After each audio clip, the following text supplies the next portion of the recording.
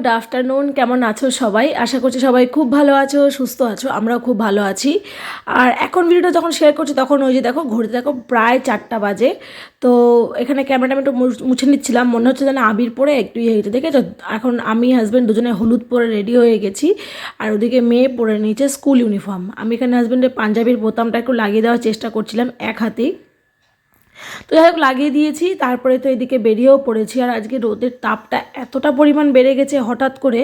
আর ওই যে সকালবেলা বেরিয়েছিলাম, ডিএসএতে গিয়েছিলাম, এদিক ওদিকে একটু গেছিলাম, প্রচণ্ড মাথা যন্ত্রণা করছিল। প্রথমে তো ভেবেছিলাম যে শিশু মন্দিরে যাব না, মানে মেয়ের স্কুলের বসন্ত উৎসবে।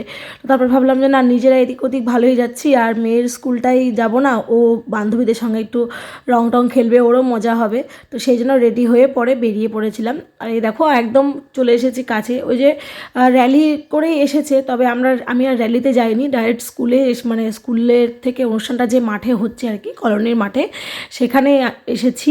এসে এখানে লাইন করে দাঁড়িয়ে গেছি, সবাই দেখো দাঁড়িয়ে আছে। এবার আমরা বসবো।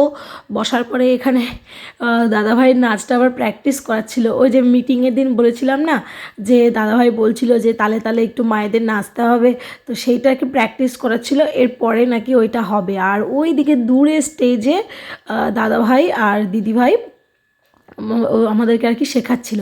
আমি তো নাচিনি, তো যাই হোক। তারপরে এখানে বসে পড়েছি। এখানে প্রথমে শুরু হয়েছে বরণ পর্ব, আর এখানে রাধা মাধবের একটা ছবি রাখা ছিল, তো সেইখানে মালা পরিয়ে পায়ে আবির দিয়েছিল যারা যারা অতিথি আর কি, যারা যারা এসেছিলেন তারা।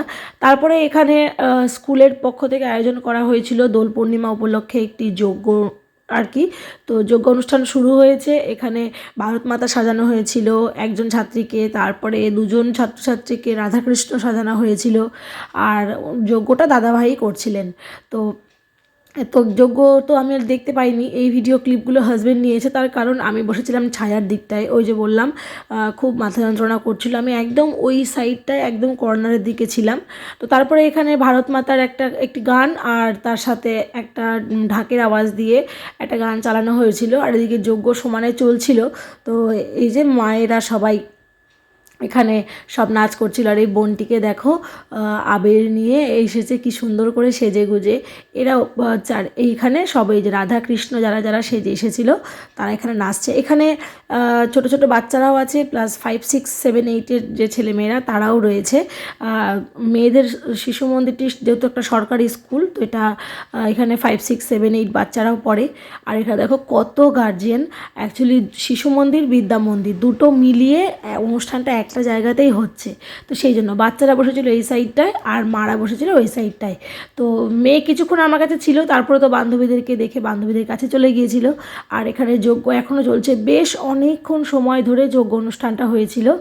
আর এখানে হচ্ছে কী বলে, কি বলবো, মানে একটা দারুণ একটা সুন্দর পরিবেশ তৈরি হয়েছিল। তারপরে তো ছেলে মেয়ে গার্জিয়ানরা মানে মা বাবা সবাই মানে দোল খেলায় এত মেতে উঠেছিল।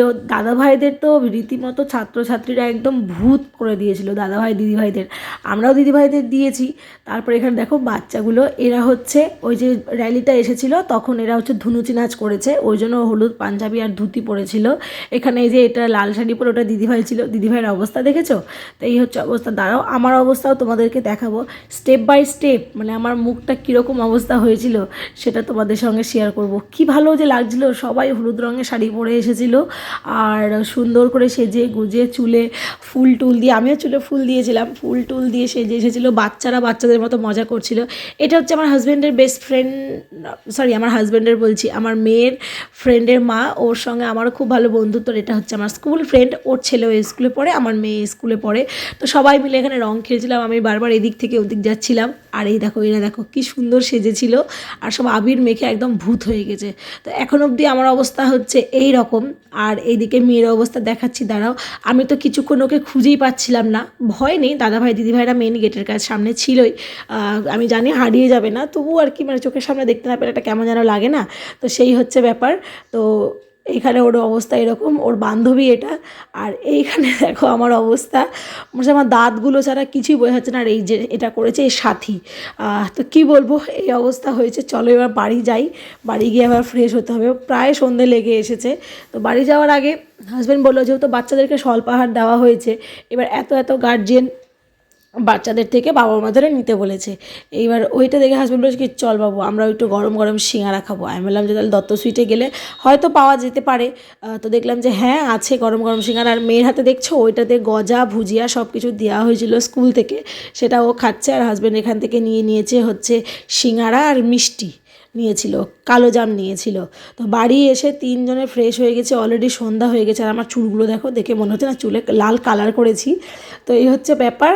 আর এখানে বসেছি, তারপরে সিঙ্গারা নিয়ে মাথাটা তো প্রচণ্ড ভারী হয়ে গেছে, আবিরের জন্য আরও ভারী হয়ে গেছে। তো চলো, বসন্ত উৎসব খুব সুন্দরভাবে কাটলো। তোমরা কীভাবে কাটিয়েছো সেটা অবশ্যই কমেন্টে জানিও।